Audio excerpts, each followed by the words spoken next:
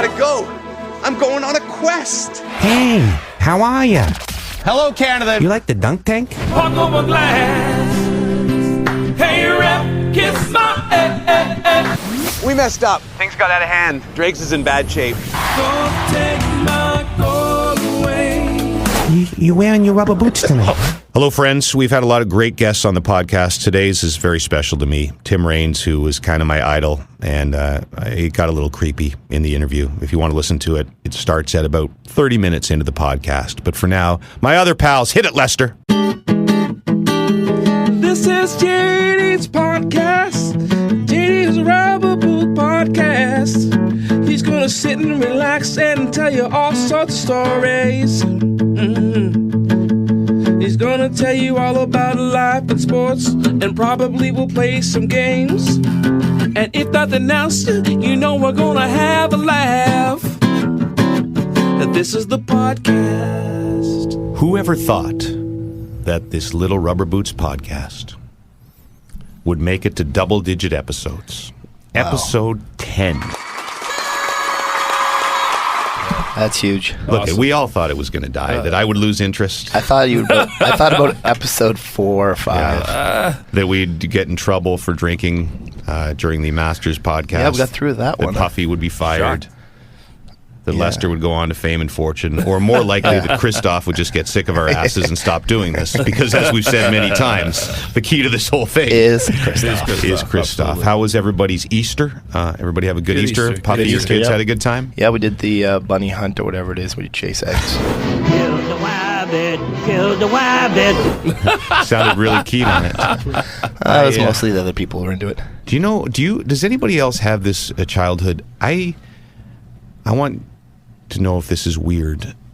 When I was a kid, our egg hunts were for hard-boiled eggs. That is weird. Yeah, that is weird. Seriously, no chocolate at all. Hand-painted.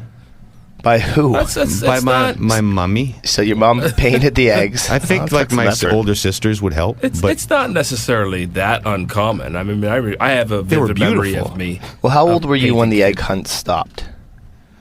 Because I have a feeling you're older than you should have been. Yeah, probably 16.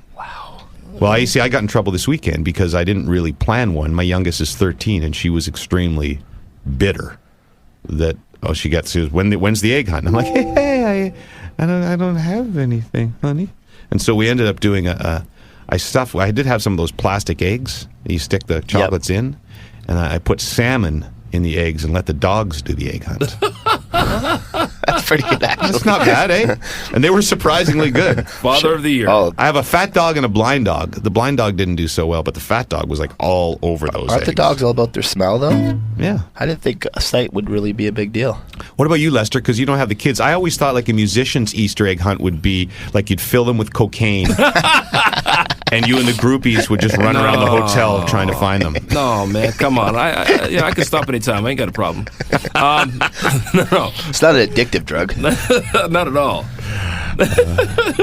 Cocaine seems to come up every time on the podcast. It's a big part. We should maybe be sponsored by cocaine. You know what? Well, the Mick Ultra didn't come through. Brought to you by Narcos.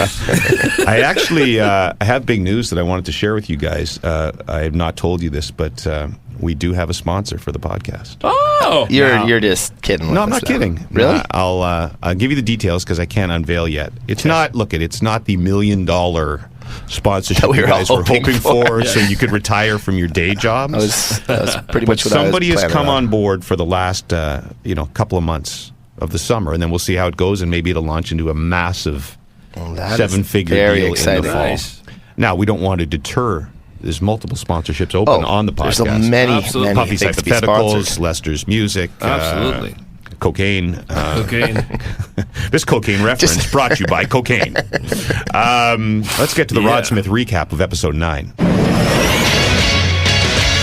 After a disastrous episode 8 in Augusta, the guys decided to do episode 9 entirely in Spanish. Y Sergio que se despide con el verde. I don't know if that's true. I don't listen to this crap. Rod Smith just reads his script and then, invoice, baby, invoice. Anyway, serious Lester's transition to creepy Lester continues. Let me tell you something. Champagne? Rooms. I love champagne. Rooms. And Puffy's troublesome dark side emerged again as he shared his plans for Easter with his in-laws. Well, my initial thought was to kill the family. On the bright side, Puffy's playoff picks are bang on so far. Minnesota, Calgary in 6.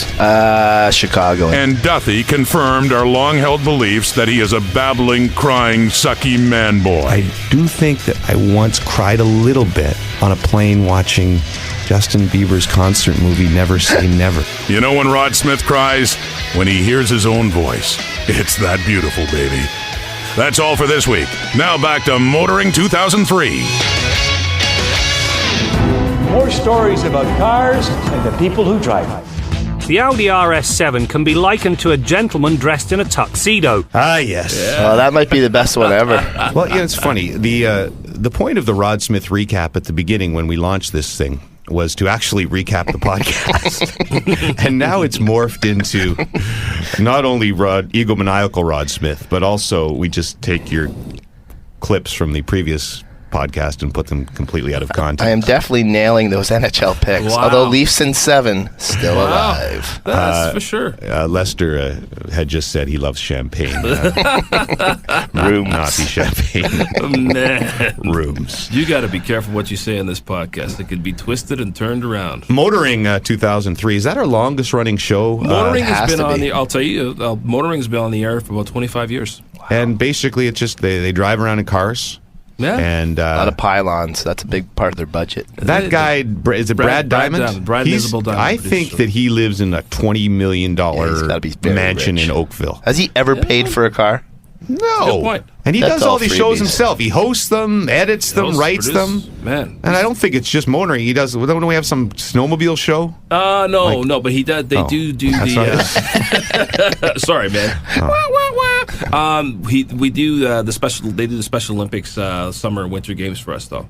Really? Yeah. Oh, good for him. Oh, yeah, the Diamonds. No, have he's been- and Diamond like that. That's a great Oh, name. I That's know. a great name. Do you think is that a real name or a stage? I think that's a stage name. You think so? I don't know. Because aren't those lawyers Diamond and Diamond? Yeah, they're very good. Yeah. Are they related? No. Okay. So, guys, it was a big day for me. We did the podcast in reverse today. Tim Raines, who I told you last week was kind of my boyhood idol. Like, it was pathetically boyhood idol. He was the last athlete I worshipped. I actually did the interview before the podcast this time, so you'll hear it at the end. But I know, Puffy, you were worried that I was going to geek out a lot. Did you? A little bit. Any man hug, like high five? No, it was like a little, one of those little, man hug kind of chest bump thing at the end. I did freak him out a little bit, I think, because I told him I almost named my kid after him. Which Rock? Little Rock Duthie. No, it wasn't going to be it was going to be the middle name, because my name, I'm James Forbes Duthie, and I'm actually James Forbes Duthie the 6th. So they're Really? like There's 5. Yeah. like right in a row. Boom, boom, boom, boom. Well, no, like there's a generation between them. Of you course, idiots. no, but I mean, like, there wasn't like somebody said, "I am not doing this," and Well, then the next person have did the it. choice. No, As a but kid, it do you? sounds maybe because Forbes. It sounds kind of Yeah, regal, right? like Very 18, much so. 14, No, you guys it was- were running some steel mills. No, I think Or we other were. stuff. In Braveheart, we were like the poor guys that died if their villages got Think about pillaged. Forbes magazine. So, you know. whatever reason, my wife wanted it to end. Like I said, my dad's like, well, your son has to be James Forbes the 7th. And my wife said, there's no effing way that's happening. And so I wanted him to be James. I decided on Jared. So he's going to be Jared Raines Duthie. That's pretty good. But That's a good then name. we compromised with my pops and we stuck the Forbes in there. So the Forbes continues. Jared There's- Forbes. So the Forbes So Duthie Forbes continues. is the main thing now. Yeah, Forbes. But So are you going to make Jared do that? No, it's up to him. I would maybe bring back James with his kid, legacy. James Absolutely. Forbes. I never liked See, the so junior thing. that's the skipping thing that you made fun of me for. What? He might skip it and then Skip the a next one- generation, yeah. bring it back? Yeah. Does anybody do the junior? Athletes do the junior Juniors things all the time. Ken Griffey Tim Jr., Raines come did. on. Tim Raines was. See, the Tim thing Raines is, I would Jr. look totally differently at you if you were a junior. I know it's Like wrong. I'd be like James Duthie Jr. Oh, way to go, buddy. do you lose that at a certain age? Do you have any junior buddies? No, No juniors. Yeah. I didn't even know you were like. I'm not a junior. I never was a junior. You're a bit of a junior when you're even worse. You're the sixth. Because I was Jamie. Remember when, when my Jamie parents Duffy. called me Jamie? Oh, That's boy. hilarious. When I was a kid. I knew a guy named Junior once. His name was Junior. Felix. Really? Yeah. It's a very popular West Indian name, actually. Yeah, Junior. Junior. Yeah, Junior. Okay. I'll Don't drive me into that Caribbean accent again. The whole thing goes downhill when I do that. So anyway, Tim Raines on the podcast, and it was good. He opened up about the cocaine stuff, which we'll get to. You'll hear that interview. Did you ask him about sliding? I did, because for people who, I know a lot of the people who listen to the podcast are younger. So Tim Raines was a legend, just elected to the Hall of Fame. In 1982, had a cocaine problem, and the big story that came out was that he kept his vial of cocaine in his back pocket, and that's why he slid first into second base. Which is a great story. It's a fantastic story. So I asked him about it, and it is kind of true, but I'll save that for the second part of the interview. Tim Raines coming up a little bit later. So it's been a big 24 hours for me, because I got to interview Tim Raines, my idol, and I got to interview Dart Guy last night. Oh, from where's he from? Sudbury. Yeah, a friend of Tessa, which gave him instant street cred. Yeah, Sudbury. I think it's a small community. An acquaintance. Dart Guy is the ultimate 15 minutes of fame in the history of 15 minutes of fame. Here was his part of his appearance with us last night on SportsCenter. How's it feel to be a folk hero? This is amazing. I can't even put this into words. Listen to that. That's crazy. 15 minutes of fame, you better enjoy it. I'm going to love every second of it. What has been the coolest moment of all of this? Probably this right here, James. That's right, baby. That's pretty good. Do you hear those guys chanting Dart Guy in the background? That's unbelievable. Here's my favorite moment. Before Dart Guy came on the set, I'm just mingling with the crowd as I do, Puffy, man of the people. You are a man of the people. And some guy goes, I met Dart Guy earlier. It was amazing. He's really down to earth. He's like a normal guy. Well, you know what? It's funny because this nowadays stardom, how you become a star, is just really crazy, right? Yeah. 20 years ago, he's just having a cigarette and that's it. I know. You know what I mean? Does he have a jersey with Dart Guy on the back yet? No, but he will. And what number is he going to choose? He's just got his Austin Matthews 34. But this, like, you could already see it last night. They were behind. They put Dart Guy on the big screen at the game, and big cheer. Then they put him up again, second time, and it was kind of. And do you remember the Simpsons episode when Bart was the "I didn't do it" kid? Yeah. I didn't do it. And he got huge, and he'd go on Krusty the Clown show and he'd be like, "I didn't do it." And they'd be like, "Ah!" And then by the end, it's like, "I didn't do it." And he's like, "Oh, that got old fast." I didn't do it.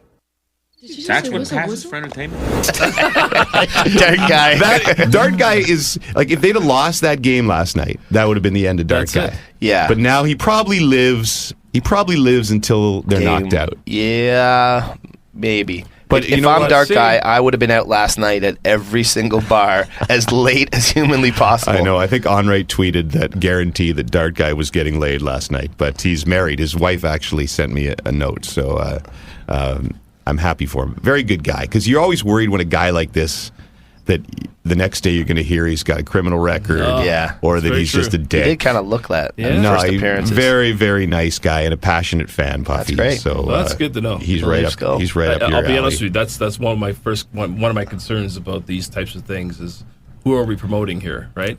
Serious Lester. Don't want to promote the wrong person. Conscience.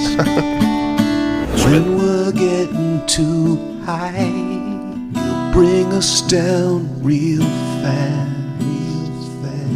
By the way, I had a tweet this morning.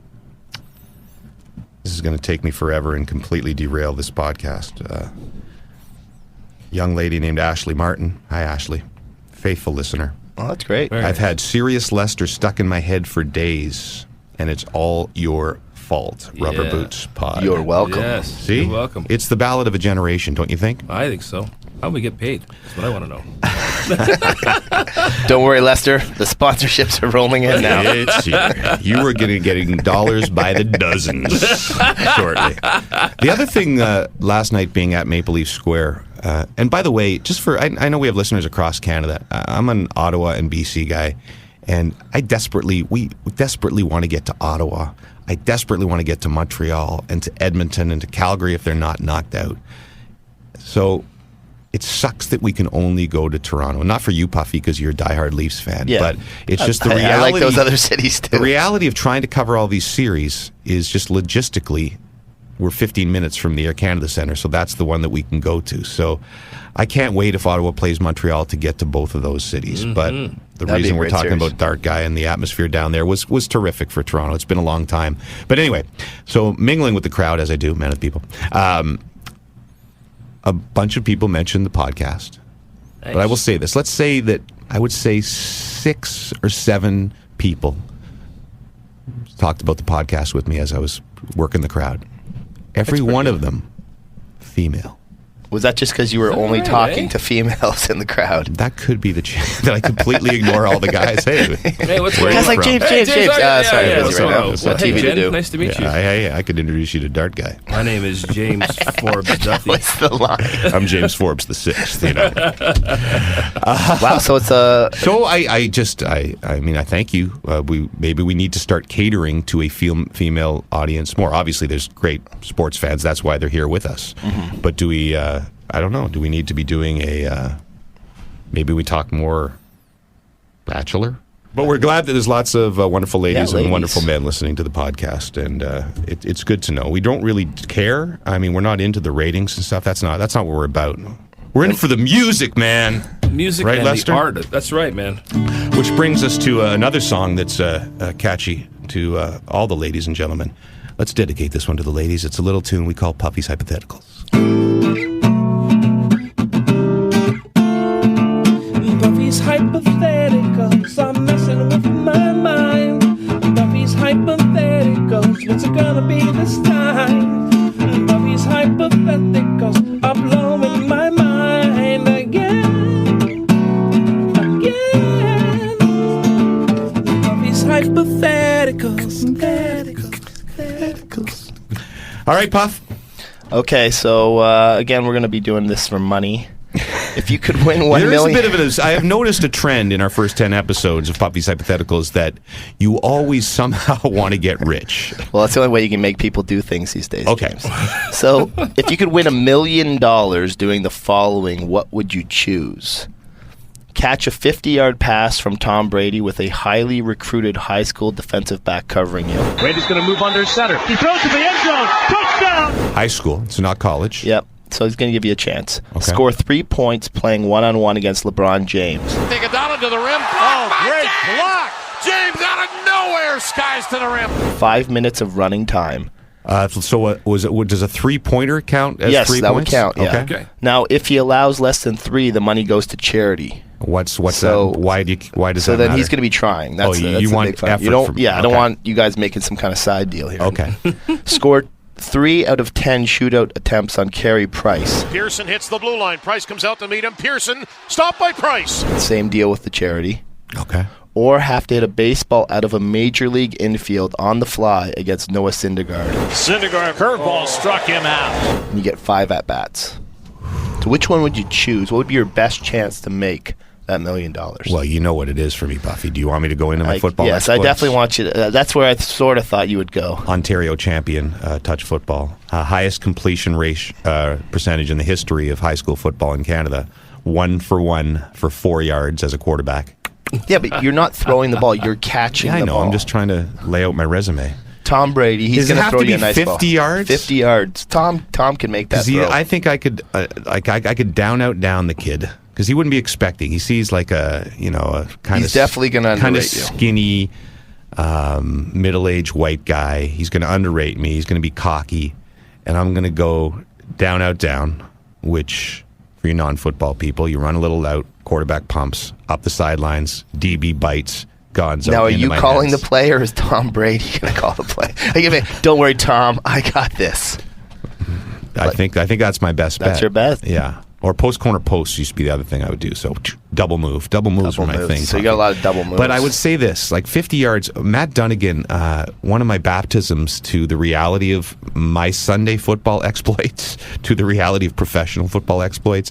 We were at a game, I don't know, the panel when I used to do the CFL panel, and Dunnigan started throwing me balls, and the velocity on a professional quarterback's ball He has a cannon. He literally knocked me down 3 times. You know the skit, the Peyton Manning skit with Yes. the little kids? Yeah. That was me, except I was 30. I would like to think, though, he throws it particularly hard. Like, Yeah. even for a professional quarterback. Because if he doesn't... Matt looks like he could still play. So I'm gonna go for the football because I think I don't have any shot. I don't think on Carey Price. I even like 3 out of 10. I might get 1. Baseball, I don't think I'd make contact with it. Yeah, I mean, you're not Just hitting that. Noah Syndergaard, no chance. What was the other one? And then Basketball? LeBron James. That would be the only other one because 1 3-pointer in 5 minutes. Yep. What would you do? I think I would do the basketball. I think I would try, because I would hope that he would maybe take it, like he might think, this guy's not going to make it, and then you get a hopeful shot. Would he be right up in your face the entire time? Probably, right? I think for the first few minutes, but then I think he might ease off and be like, this guy's terrible. And then you go, boom, 3-pointer, I win. Okay, so let's say he lays off. What do you think's your 3-point percentage? That 11% probably. Lester, what are you going to do? I of those 4 hypotheticals, my best chance is the hockey scenario. Really? Are you a player, Lester? I do skate all year, really. Yeah. Play twice in the winter, twice a week in the winter. Oh, wow. What's your game? Like big, strong in the corners? Bit of a floater? Bit of a cherry picker? I'm, you know what? I would say, I'm fairly strong in the corners, but my game is outside speed. You play with a bunch of musicians? No, it's the men's hockey league downtown, and it's pick up in the summer. So. All right, so 3 out of 10 on Carey Price. You figure you got a shot? I got a better shot than football, basketball, or baseball. Christoph? I will go with the Brady because that's the only one where the professional's on your side. That's very good point. Look at the way, because if he hit you right where Brady can hit you, like even if you're not great at football, if he gets you in the shoulders, you're right in the cradle, you got a shot. But the problem is there's a defensive back there, right? Yeah, and I don't think he's high school. Yeah, he's high school. A highly recruited high school player. So that means he's going to be basically going to college. So he's shutting you down. I'm thinking he's knocking him down. Christoph won right there. If you had to give a winner, Christoph won because it's brilliant. It's insight. You know what I mean? Like, you see, ours is just off the cuff idiocy, and he actually thinks about it. Absolutely, I feel so stupid. My answer. Puffy, question 2. Okay, so this one's about the circus. If you could do one of the following at the circus. Wait a second. The old CTV show Circus? Yes, exactly that one. To participate in, what would you choose? Walk the tightrope 50 feet in the air. With a net? Yes, and there's a net. Stick your head in a tiger's mouth. Get shot out of a cannon. Or go into a Volkswagen Beetle for 2 minutes with 8 clowns, some who have busy hands. What clown doesn't? Oh my God. So there's no peril in this. Then it's just a matter of It's just what you would if you had to do one of them. Just so. Well, I mean, shot out of a cannon. So this is not a fear factor. It's more what we think would be fun. I think that Volkswagen Beetle might be a bit of a fear factor. Well, I think falling off the tightrope would be kind of fun. You're falling into a 50 big net. feet? See, I'm scared of heights. No chance. Have you never did that bungee jumping or anything like that? No, I skydived as we've talked about, but never right. any bungee or anything like that. But I think you put the head in those lions or tigers. They're drugged. Their days are over. They could not care less. Nobody just know until there's the one that's hungry. They're not. You never know. The saddest thing in the world is circus animals. You're trusting carnies. No, they're they probably removed their teeth. They probably got fake teeth or something in there. You ever go to the circus? Is the saddest thing ever. I feel shame that I've taken my children there. Where did you go? Like the Maple Leaf Gardens or something like that? Like where would the circus even be? Yeah, I think so. Maybe like the ACC or something, or maybe like the Civic Center in Ottawa in the old days. I can't remember. Anyway, we're bringing this podcast down with my sad circus things. So which one are you doing? I'm gonna do the I'm gonna do the tightrope because I like the fall. I like the thrill of the fall. Really? Plus, I think I might be able to make it. You think you have good balance? Can you dangle? If you fall, could I dangle? Could I rappel across? Like if you caught it kind of like cliffhanger? Could I rappel? I don't know. Could you? I think I could rappel like a bitch. Oh, see, I don't think I could do that either. No. What did you pick? I'm taking definitely the cannon. That's where you could die. No, you got a helmet on, and you're gonna go out pretty quick, and I'm pretty sure it's safe. There's usually a beanbag kind of thing at the end. Right. Yeah. Isn't it just little people that do that? I mean, I never even thought about that. Right. Lester? Well, I'll tell you. I mean, I can't believe you guys are talking about putting your head in the signs of a lion's mouth. Listen. Let me just tell you something about where is this going? Think about movies and everything. The black guy always dies. Okay, that is true. That's a good point. It's a very good point. I'm sorry. This is something I've lived with. I grew up with. So there's no way I'm sticking my head in the side of a lion because that's the day the lion chomps down. Exactly. Oh, poor Lester. He gets his head bitten by a lion. I would probably of those. I'm thinking about the. Honestly, I'd probably take my chance with the clowns.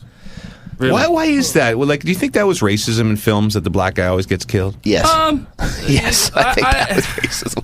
Pretty much. It's very difficult for me to look at those situations and go, there's no racism involved here. Yeah. See, I'm not even going to play Serious Lester because it was a legitimate question. It was a legitimate question. That's a legitimate answer, you know? But, yeah, it's actually true. Yeah, and, folks, I'm not here next week. That's all I'm saying. Just kidding. Well, we have fired you already twice. So on our show, the black guy doesn't die. The black guy gets fired every week. And gets brought back. So it's institutionalized racism. That's what part of it. Clowns, though, that's pretty... The clowns? Well, you know what? Listen, scare me. my thinking here is you got a chance to beat some clowns, Like, I mean, you can defend yourself. Yeah, people might not mess with you in there. Well, I appreciate that. Right? Yeah. Don't fondle Lester in the clown car. Sweet. That should be a song. Don't fondle Lester in the clown car. Did you write that? Don't fondle Lester in the clown car. Yeah, see, that would be a hit. No. By the way, should we have done a Dart Guy song just to put our band to, before his 15 minutes is up? We keep writing these songs, but we've never composed a song live on the air. Is there a Dart Guy theme we could have? This is Dart Guy on the fly. 15 minutes of fame are up. Dart Guy. It ended abruptly too. Give me a little. Give me a little. Some sort of groove. Give me something. Look, can I give you just a whatever you want? Yeah. Oh, rapping. I was thinking more like a chord. Give me a chord. Okay. So there's C. Okay. Dart Guy. Can you play? Can you just play? Can you strum something? There you go. This is usually why it's done. This is why before the podcast. Dart Guy, the hero of Leafs Nation.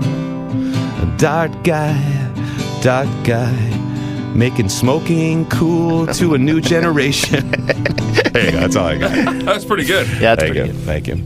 Okay, we're going to cut it short this week because we have Tim Raines is going to be here. Oh, by the way, Puffy, just before we go, you're wearing a T-shirt. Cinephile, the Adnan Berg. Well, you can't wear a T-shirt from another podcast. Oh, it's a great podcast, though. Have you ever listened to it? Yeah, Adnan Berg, who used to work with us, who we're a big fan of on ESPN, and he has an awesome podcast called Cinephile. He's a big fan of this podcast, too. He's always sending me notes. Well, we should have him on. Yeah, he'd be a good guest. Although if he starts into the Scorsese, like his obsession there is like Scorsese could make I don't know. He sometimes gives him a little bit of criticism, but yeah, he loves everything. If Scorsese had directed Grown Ups 2, he would say it's the greatest film ever. Sandler's never been better. But listen to Cinephile if you're a movie fan, because Adnan is the best, and we will have him on here. He also does the most fantastic impersonation. We should actually get Adnan to do the Rod Smith recap because he has a great. He kills on. He's got a great Dutchie too. Should we get T-shirts made for the? I think so. The Rubber Boots you podcast? Pass them out when you're down there with the fans. Would people buy? Should we sell rubber boots? I don't know if they're going to sell. Bad idea. Yeah, I think that they would. What do you mean? Why wouldn't that not sell? Would you not wear a cool T-shirt if it was a good-looking T-shirt and it said "You wearing your rubber boots tonight"? Would you not wear that? I would. Would that not help you in the bars? It would definitely be a conversation starter. And on the back, you like the dunk tank on the back? Serious Lester? Serious Lester. That would be a good. With my face. Puffy's hypotheticals with a big question mark on the back. Yeah. See? These are actually winning ideas. So really if there's any manufacturers. Yeah, if we have no sponsors, we can just make our money on T-shirts. We'll unveil the new sponsor next week. Unless the Brass and Bell Media kiboshes it, which is always possible. Folks at Mick Ultra, we're still out here, hey? We still have a lot of things we could sponsor. Like there's 8 different segments that could be sponsored on this podcast. Anything can be. It's time for probably the most geeky I ever have been for an interview. Besides an interview I did with Ronnie Lott, my other idol, way back in my early days at TSN. I grew up worshiping Tim Raines, and he sat down with me earlier on. Lester, play him in. Tim Raines is in the Hall of Fame. Tim Raines is in the Hall of Fame. If that's not enough to make his dreams come true, he's on the podcast too.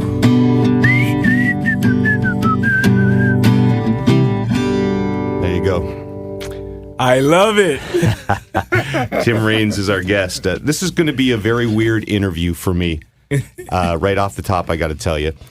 Because, look, I've been very lucky in my career, Tim, to interview some of the most famous athletes on the planet. But none of them I was going to name my first son after. And none of them I had a birthday cake in the shape of their head when I turned 16 years old. No, you didn't. I did. My sisters made me a birthday cake that was Tim Raines' head. A chocolate birthday cake with the Expos cap and the whole bit.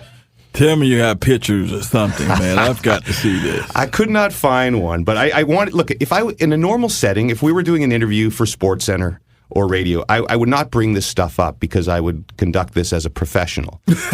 But I always feel like the podcast is one place where it should be like a conversation you'd have at a bar. So I thought I'd be disingenuous if I didn't just tell you all this stuff and try to creep you out right away. No, that's awesome. No, if that's you want awesome. to run at any time during the interview, going anywhere. I mean, you're okay? I probably heard some other things. I mean, I did play in New York, and I did play in some places that... You had stalkers before? Not stalkers, but just weirdos. You know, not stalkers. Well, what's the weirdest fan ever? Do you remember? Besides me. That wasn't weird. I mean, I just remember in New York having to sign boobs, like, right, you know, right on the nipple, real, just pull it out and just right. Sign your name right Sharpie? there. Did they bring a Sharpie? They had their own Sharpie and everything. And the guys that I was with was loving every minute of it. I was a little nervous and kind of, surprised. Right. But I signed one boob on my book tour. And that's nice. For me, that was a highlight because I don't think I attract the same sort of crowds as professional athletes. So that was kind of a big deal. She was 84. Hey, a boob is a boob. I mean, you can kind of spin it any kind of way you want, you know? Yeah. And anybody wasn't there, so you can spin it any kind of way you want. I won't ask you to sign my No, at any time. No. Yeah, so I wrote a column when you got into the Hall of Fame called The Last Idol, because you were, to me, and I'm joking about I got over it, okay? But in my teenage years, I think that the prime of your career in Montreal sort of coincided with my prime love for baseball, sort of from 12 years old to 17 years old. And so when you came up first in 79 and were just pinch running in September, I said, oh man, I like this guy. And then when 81 came, I lived in Ottawa, and I would take the bus down, spend all the money that I had in allowance to watch you on Saturday when the Big O was always jammed, and eat those crappy hot dogs. Did you ever eat the hot dogs that were just in the bread at the Big O? Never had a chance to eat the hot dogs, but there's probably some other things that wasn't so good in the Big O either. So yeah, so I'm not ashamed to say it. Tim Raines was my guy. When my son was born, I am James Forbes the 6th, and my father wanted my son to be James Forbes the 7th. But I decided to call him Jared between my wife and I, but he was going to be Jared Raines Duthie. Oh my God. And we got outvoted by the grandparents, and it ended up being Forbes, so Jared Forbes Duthie. But in my head, he was always Come Raines. on, grandparents. You got to let it go. Let it go. So I met you twice, and the first time was I met you for 4 seconds at one of those I think it was like the fan appreciation days where they let the fans on the field and you guys come out. You must have hated these things. No. Here's the picture. It's not good podcasting, but I had one of those Kodak Instamatics, and you walk by, It's just if you go online and look at the column I wrote about Tim, you can see that photo in it. And I was snapping away, and there's Wallach, and I think what's that, Herm Winningham? I think. Yes. Herm Winningham. Yes. So. And Herm Winningham, everybody mistook him for Hubie Brooks because all Herm said as he walked through the crowd was, "I ain't Hubie, I ain't Hubie, I ain't Hubie." But that was, I've written 1985 on the back of that, so that was sort of the prime of the Tim Raines love in Montreal. What's your fondest memory of those days? I think just going to the ballpark and watching the fans fill in. And, 35, 40,000 people at a game. And just me having a good game and just listening to the crowd go nuts. I mean, they actually had fun at a baseball game. I mean, it was loud. It was different. I mean, the fans cheered at different times. It wasn't like a regular, you go to the States and, a guy gets a hit, the crowd goes wild. The guy scores from first on a double or something, the crowd goes, but specific times. Right.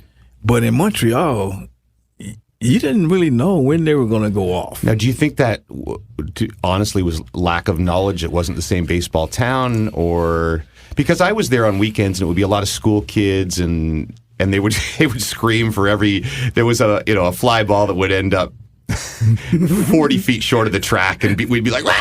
Yes. And I think a little bit of that, but I think it was different. Baseball isn't like the number one sport here. No. That must have been weird, just being a star in a hockey town. Well, it was kind of, but then it took me a while to understand hockey. I went to a couple of hockey games and I was freaked out just like someone would, from Montreal going to a baseball game. I'm like, what the hell's going on? Was that, you went to the Forum your first game? Yes. So, I go there and the guy, flipped the puck into the zone and the whistle was blowing. I'm like, what the heck's going on? The guy's got a breakaway and they're blowing the whistle. Why are they blowing the whistle? And there goes, he was offsides. I'm like, the hell is offsides? I mean, how you can be offsides in a hockey game? Did you ever start to like it? And you can be honest if it never grew on you. No, I loved it. Really? I still do. As a matter of fact, I'm a big Habs fan. I mean, I know so if I should be saying that here in Toronto. Hey, this is a national podcast, okay? Okay, cool. I'm not cool. a Leafs fan either, cool. so you're good. Cool. You're so, good. And ever since I got an opportunity to go to a hockey game, and I got to meet some of the players. Chris Chelios and myself are really good friends, even though he left me to go to Chicago. I'm not going to say the reason why he ended up getting traded, but I actually met a lot of guys from the Habs that were friends of mine, and they came to our games. So, I mean, it was fun getting to know hockey. Right. And, I kind of like it more in person than I do on television. Your wife's from Ottawa. Yes. Is she a hockey fan? Is that? I don't even know if she even likes any sports, really. What's her name? Because I'm from Ottawa, and we always agree. Ottawa's like 2 degrees of separation. She played volleyball. Okay. She went to Western. Do you know what high school she went to? Empire High School. Okay, so that's a little on the other side of town from where I was from. She played basketball and great volleyball. ice cream shop in Empire. Yeah. So she was an athlete. Yeah. Okay. So anyway, I got sidetracked, but we were talking about the atmosphere there, which was unbelievable. In fact, you helped me grade 9, I think, or grade 10. I went to a game with a girl. First time I'd ever gone to a game with a girl. We took the bus down. And I remember this distinctly. It was the 81 season where you went off crazy with steals. And you stole, I can still see this on the board, you stole a base early in the game. It was your 28th steal of the season. And I can't remember, did you have 28 in 28 games? or was it 28? Maybe you were just 28 for 28. But I remember seeing that on the scoreboard flashing, and everybody was going nuts. That atmosphere you talk about, 40,000 people. And the girl whose name was Karen, I won't say her last name because she probably has babies now, she was screaming and yelling, and she was so pumped, and you had a huge day that day, and we got in the bus on the way home, and we necked on the bus, and she tasted like hot dog. It was like one of the greatest moments of my life, man. I'm glad to be a part of that. I told you it was going to get creepy. But you know what, though? That year was unbelievable because, it was my first full season. I was trying to establish myself as a major leaguer. And it just I got off to a great start. I hadn't had much success in the major leagues before then, other than stealing bases. I think I was 1 for 20 at the plate my career. So my average was 50 as a hitter. 0.50. So you can't go to spring training with those kind of credentials and saying you deserve to be a starter. So what happened? Did it just click? Because it felt in that year, to me, that was still the most magical year because you were so new and we'd never seen anybody like this before, at least in Canada in baseball, who, when you got on base, it was a home run has always been the most exciting thing in baseball. But I think when you came on the scene, the stolen base became more exciting to Expos fans than anything else. It was electric. All the chickens, those big giant chickens going up on the board and the crowd going nuts. Did you feel that? I did. As a matter of fact, it gave me the energy to keep going. I mean, and I tell people that today. I say without the fans in Montreal, I'm not sure if my career would have kind of went on that way because they inspired me to do the things on the field. But talent's talent. Talent, yeah. But for me, I think it kind of comes from that football background. Because you're in football, you're running the ball well. You can hear the fans cheering you on when that's what you wanted to be, was a running back. Right. So, I mean, for me, it was like stealing a base was like, scoring a touchdown or getting a first down late in the game or something like that. Right. So I felt like, to steal a base and have the crowd go nuts like that was like, whoa. Didn't understand that it was supposed to be like this because in high school you don't get any fans. You get your parents and maybe a friend or two. Even in the States, because I thought, but football games you would know. In high school, football you get 15,000, but not baseball. Not baseball at all. I mean, you'd be lucky if you got 10. Right. And your parents are probably working, so they couldn't come to the game. so. That was kind of my way of getting that kind of football feeling. That's what you play for, really. And the book is called Rock Solid, Tim Raines' new book, which is available everywhere. And I read it over the weekend, and it was fantastic for me because it took me back to all those times and the stories I was telling you about and how it felt to be at those games and the heartbreak as well. I would say that baseball, there's been 4 times I've been really heartbroken.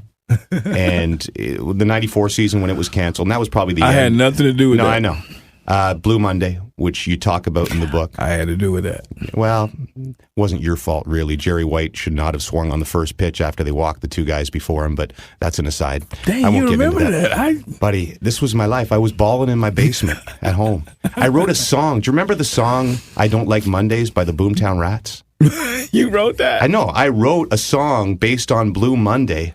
Oh. But Jerry's first ball hitting Davy Lopes is mitting, and the final out is finally made. That was and a close play at first, too. Reason, because there are no reason why the World Series should even be played. Anyway, sorry. I had some issues as a teenager, Tim. You know what? I'm not going to lie. I remember that game like it was yesterday, and you just sat on I remember you sat on the bench with Hawk for a long time after. I don't know how long we stayed out there, but it was like, I can't believe these guys beat us because we're a better team. I know. I mean, like, that was supposed to be our year. Another time it broke my heart, and probably the first time was when the news came out about your cocaine use. And because I was still at the age, I guess I was probably 14 or 15. So when I say, I idolized you, that was still an age where you believed in the purity of everything. And Tim Raines was this infallible person in my life who could do no wrong. Right. And I think I cried that day because I said, that's not possible. And you know what? I made a decision. I mean, I could have kept it hush hush, and no one would have ever even knew. You don't think eventually it would have caught up with you? No, not at all. But I think the reason why I came out, I came clean, was because of that reason. I didn't really want to, because there's going to be some people out there like me that had problems, that needed help, needed to get it fixed. And now that I'm that guy in Montreal that people respect it. I might get some people like saying he's a bad guy because of not still, but no. I'm back at in the time. At the time, 82. And that was the decision I had to make, and I'm still a young guy. I'm not sure if it's going to work, but even if it doesn't work, it'll work for me. Because now I know I had a problem. Now people know that I had a problem. Now the people that I used to hang out with know that I'm trying to get clean. Right. So hopefully those people, and I don't really know them that well anyway, because I've only been there a couple of years. So, I mean, it's not like we had like really, really good relationships. It'll kind of, not only that, my teammates, no. There were other guys using on that team. Exactly. But they know. They know. And now, even if the guys that were still doing it, they're not going to mess with me. Right. Andre Dawson knows that he's not going to let anyone mess with me. The opposing teams, and it's probably some guys on the other teams that probably did, they know. The toughest thing was like the fans. Where were they the hardest on you? Oh, Philadelphia. What did they say? Don't trip over the line. You're a druggie. I mean, just all kind of crazy stuff. Did it get you? Never got to me. Not even at first? As a matter of fact, I didn't mind people getting on me because even before that happened, people would, you're on the road, people are going to say things because you're on the road. Remember, regardless if you're a bad guy or a good guy. In Chicago, they used to throw beer on me all the time. I mean, they just smell like Budweiser every game in Wrigley Field. Wow. But, and they had these sayings out there that they'll spell my name out. Then they'll say, fee, fi, fo, fum, range, you a fucking bum. That kind of stuff. I mean, but.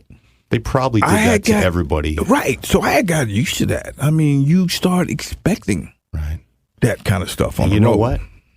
The guys that aren't stars don't get that. That's what I'm saying. That's the respect. But what happened, though, I remember they got on me so bad in Chicago one time, I went off on the Cubs. I mean, I must have went like 10 for 15 with a couple of homers, stolen bases, scored about 7 or 8 runs. I mean, we just beat them down, and I was just murdering them. And the next time I came to town, they did not say a word. They did not say a word. They spoke. They were nice to me. Hey, Raines, how's it going? We're not going to get on you today because every time we get on you, you kill us. So we're not going to get on you. And that was, I tell you what, that was the one thing that I remember the most about fans is that they gave me the respect as a visiting player that no one ever gets. The bat is the ultimate trash talk. If you can, you can quiet them. And I used to tell them too. I used to say, "You keep getting on me, I'm gonna keep beating on them." And they'd be like, Oh, screw you, Reigns. you address this in the book, but it's one of the legendary stories is that you would slide into second head first, so you wouldn't break the vial of cocaine in your back pocket, and you kind of dispel it. Is that true at all? A little bit. Not totally. I mean, because you were sliding into second head first, yeah, all the time. So I mean, I just kind of threw that in there because I did have it in my pocket before, but that wasn't the reason why I slid in the head first. I mean, you look at kids today, everybody slides head first. So that's not really a legitimate reason, but it happened. It's remarkable, though, that you were able to come clean and have the career that you did, because we've seen other players ruined by it, Strawberry, Dwight Gooden, and you were able to come back and have this fantastic Hall of Fame career. So the other time I met you, I went to the Rideau Center in Ottawa, the mall there. You were doing an appearance, probably for a product, or maybe it was the Expos Caravan. You were by yourself. I skipped school. Me and my buddy went, and you were standing by yourself. You were going to go on stage, and there wasn't a big crowd there at that time for some reason. It was the middle of the day. And we went up to talk to you to make small talk. And remember my buddy, who was also a fan, he tried to make small talk, and he said to you, it was after the birth of your second son, and he said, how's Daryl Andre doing? And you looked him in the eye and you said, Andre Daryl. And I hit him in the ribs, and I said, you idiot! You ruined my moment with Tim Raines. and then you signed, I'd bought this baseball at I don't know, Sears or something, because I didn't have a real baseball, and you signed it for me. And it was the one piece of memorabilia I had in my life. I was never a memorabilia guy. And then when I was 19, my friends came over and got drunk, and they all signed the baseball. And that was the other devastating moment of my life. So somewhere deep in the bowels of my house, I'm gonna have to get you another ball, man, a real ball. Yeah, that would be sweet. I knew the one you had wasn't real. But you know, it's when Jonah Carey, who if people don't know, was one of the guys who really got involved in getting Tim inducted into the Hall of Fame, and I started tweeting as well, because it became that kind of reignited the passion in me for and brought back those memories of the 80s. And I thank you so much for that. I mean, there's a lot of people to think, especially Canada. I mean, Canada went on a mission to get Tim Raines into the Hall of Fame. I mean, Parliament. I mean, oh my God! I was like, what? I mean, you're talking about baseball in Parliament? I mean, but you deserved it, and it shouldn't have taken that campaign to happen. Well, you know what? It was really like heartwarming for me, though. I mean, to know that, you know, the people here in Canada as well as Montreal. I mean, you know, they love me in Montreal, but all over Canada, I was starting to feel the love from all the fans and even the people that didn't even see me play. You know, I think the parents must be doing a really good job of telling them what kind of player I was. Well, I've told all the stories to my kids. Yeah, we do this thing on hockey called the quiz. This is going to be my last question. So I want you to pick your favorite moment for me. Playing with your son in Baltimore, winning that World Series with the Yankees, the standing O in Montreal when you came back, your first game back as an Expo, which is spine-tingling when you read it in the book, or getting that Hall of Fame call this year. Holy God, that's tough. Can I say all four? Yeah, you can. I usually wouldn't allow that on the quiz, but I can't pick one. I can't pick one. I really can't. Listen, it's a pleasure to finally meet you. I hope I didn't geek out too much. No, I did okay, eh? You're good. I didn't creep you out? No, you did. Well, listen, all the best on the book tour. The book is called Rock Solid by Tim Raines. If you love baseball, if you were like me and grew up as a fan in the 80s, it's a great trip down memory lane to one of the finest, most exciting players who ever played the game, and a genuine good guy. Tim Raines, thanks for being here. Oh, thanks for having me, man. Enjoy the book, guys. There goes Raines. Raines beats Salazar to the bag. 1 on, 2 out. Raines hits it to right. We're tied. He's off and running. Here's the throw by Winter, and he is safe. Tim Raines has joined the most elite of clubs. His 800th stolen base. That has to be one of the most incredible stories of the year in any sport. Tim Raines has a walk, 2 singles, a triple, a grand slam home run, and the stolen base. Rock, this is Jeff Yes. And I'm calling to tell you that the writers have elected you to the Hall of Fame. Would you believe a grand slam for Tim Raines? As always, guests of the Rubber Boots podcast receive a $10 off gift certificate to Young Chow's Chinese Food in Blackburn Hamlet, Ontario. Young Chow's, it doesn't exist anymore, but it had some kick-ass chicken balls. This is JD's podcast. JD's Rubber Boot podcast. He's gonna sit and relax and tell you all sorts of stories. He's gonna tell you all about life and sports, and probably will play some games. And if nothing else, you know we're gonna have a laugh. This is the podcast. Are you wearing your rubber boots tonight?